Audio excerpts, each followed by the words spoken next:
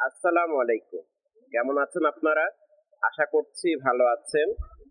আপনারা যারা দেশি মুরগি নিয়ে ব্যবসা শুরু করতে চাচ্ছেন বা ব্যবসা শুরু করার ইচ্ছা পোষণ করেছেন, অবশ্যই আপনারা যখন ছোট, ছোট মুরগি কিনবেন, সেই ছোট, ছোট মুরগিগুলো কেনার আগে এবং কেনার পরে কি ধরনের সেবা, কি ধরনের টিকা এই বিষয়গুলো অবশ্যই আপনাকে খেয়াল রাখতে হবে।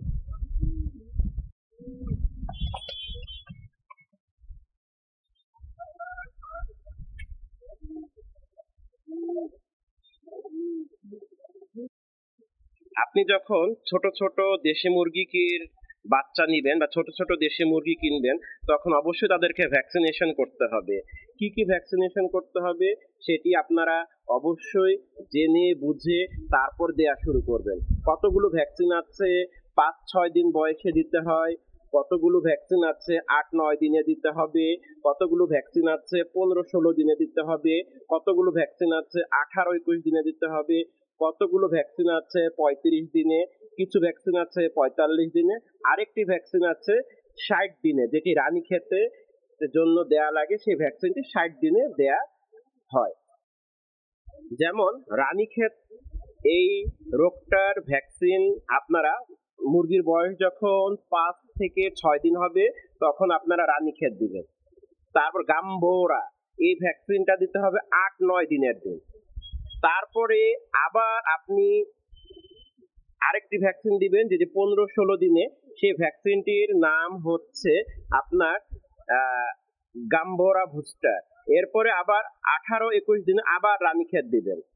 আবার 35 দিনে পক্সের জন্য আরেকটা আছে, সেই ভ্যাকসিনটি প্রয়োগ করতে হবে।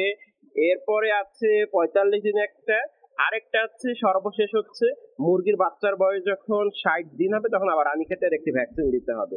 এগুলো আপনারা বিভিন্ন ভেটেরিনারি ওষুধের দোকান অথবা উপজেলা প্রাণী সম্পদ অফিসে গেলে আপনারা এই ভ্যাকসিনগুলো খুব সহজেই পেয়ে যাবেন।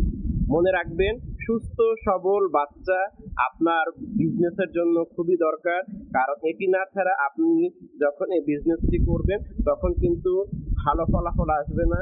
মনে রাখবেন, আপনি ভ্যাকসিন দিলে আপনার সেই মুরগির বাচ্চাগুলো সুস্থ থাকবে।